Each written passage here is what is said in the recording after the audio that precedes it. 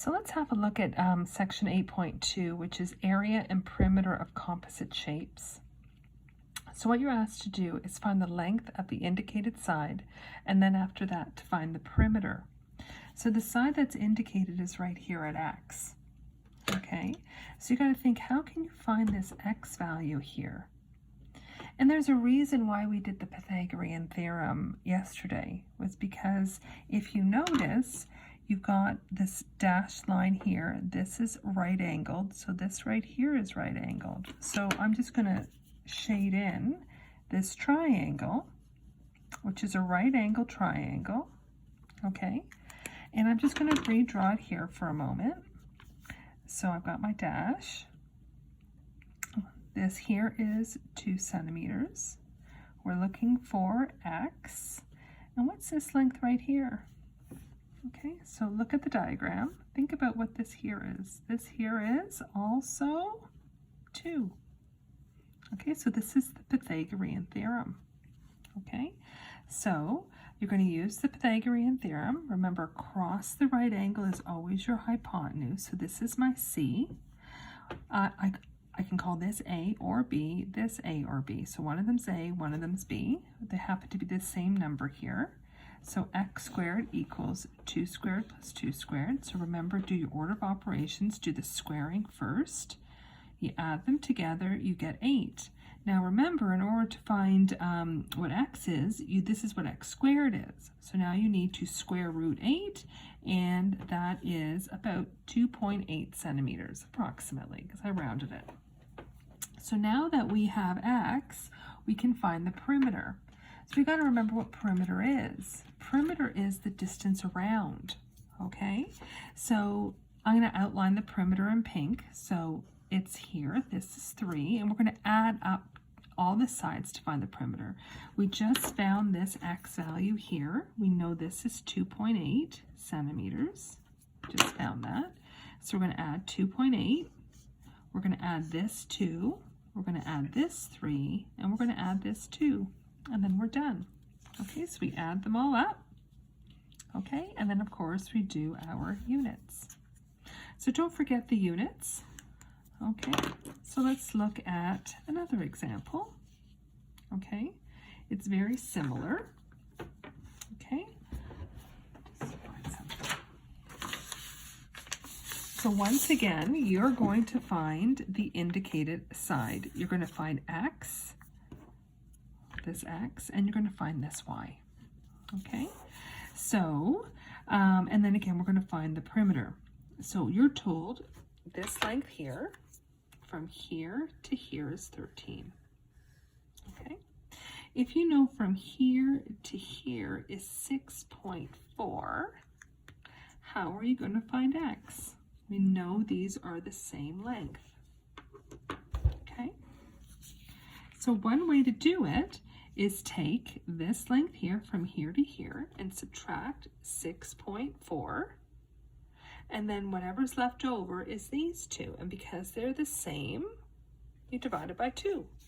So you're going to take 13, subtract your 6.4, you get 6.6. That's for both x's. Divide them by 2, so each x is 3.3. Okay, so this is 3.3. And this is 3.3. Okay. And then you need to find y. Once again, this is a right angle triangle. Once again, you're going to use the Pythagorean theorem. So here, there's y. This is 3.3. What's this length right here? So let's go to the diagram. This is 3.3. This here would be, it's the same as this one here, 4.4. Okay, so use the Pythagorean theorem. We know across the right angle is our C, which is our y.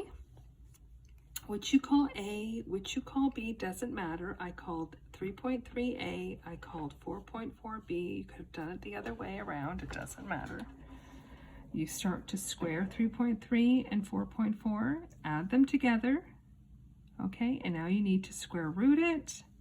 and your y value is 5.5. And this is in centimeters again. Okay, now let's look for the perimeter. Now, once again, the perimeter is the distance around. So we know this value here now is 5.5, and this value here is also 5.5. So when you find the perimeter, it doesn't matter where you begin. I'm going to start here at 6.4. So I'm going to take 6.4. I'm going to add it to 5.5. I'm going to add this entire length here, which is 13. And then this right here, which is 5.5.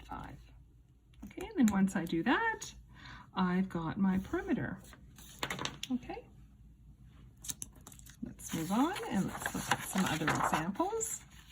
Now here, you're asked to find not the perimeter, but the area. And now these are composite shapes, which means you have more than one shape here. Okay, so here I gotta look at the shapes that I have. And I notice, I'm gonna just outline it again, that I have this here, which is a rectangle. And I have this right here, which is a half circle or a semicircle. Okay, and the formulas for all of these shapes are in your textbook. But the area of a rectangle, if you don't recall, is length times width. The area, this is of a rectangle. The area of a circle is pi, which is 3.14 times your radius. I'll try that again. Pi times your radius squared. Okay, so let's just talk about circles for a moment. A circle, you got the center in the middle. Going from the center to the outer part of any part of the circle, this is your radius. Okay, if you go from one end of the circle through the center all the way to the other end, this here is called a diameter. There is a relationship between the radius and the diameter. Two radiuses equal a diameter. Okay, or if you take the diameter, the radius is the diameter divided by 2. Okay, now the perimeter of a circle is called a circumference. Okay, so think about how you're going to find the area of this.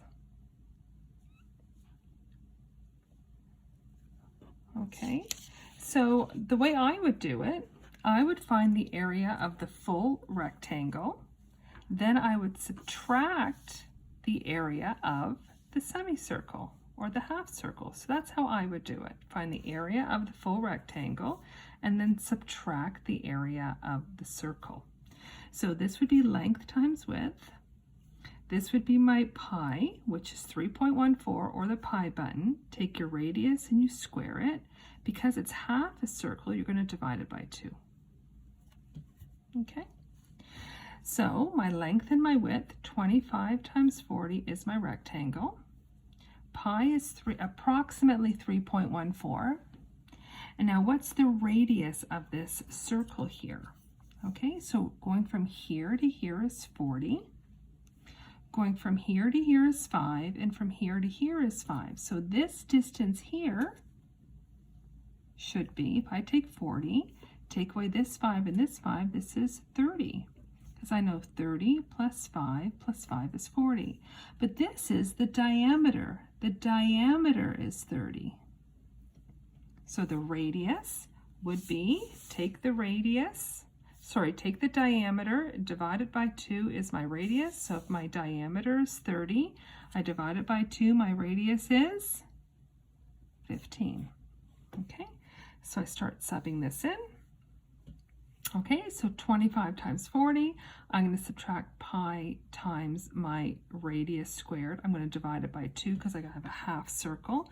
Do your order of operations, so square 15 first. Okay, and I did my multiplication at the same time. I just kind of, did more than one step at once, which is fine. And I'm going to multiply I did all of this in one step. So pi times 225 divided by 2. Okay, because multiplication and division in order from left to right. So I multiplied and then I divided. And now I'm going to subtract it. And there is my area. Now area, the units are centimeters squared. So you need that squared symbol. Okay, let's look at another example. Once again, you're asked to find the area. So once again, you should be thinking about what shapes you have here. So I see I have this here, which is a triangle. So I'm going to find the area of that triangle, and the area of a triangle is my base times my height divided by 2. And then I'm going to find the area of this rectangle. And I know the area of a rectangle is my length times my width. So the area of the whole thing, you're going to add these two together. Okay, so I know my height is 2, so that's that. Now what's this base? What's this length right here? The base is 12. Okay, so now it's just a matter of, so those are the two composite shapes that I have. So a composite figure has more than one shape. So these are the two shapes that I have. Okay, and so I'm going to do my length times my width, which is 12 times 8. Then which is my rectangle. Now I'm going to do my triangle, my base, 12 times my height, 2 divided by 2. Do your order of operations, so this part first. So 12 times 2 is 24, divided by 2 is 12, add them together, and there you go. And your units are centimeters squared.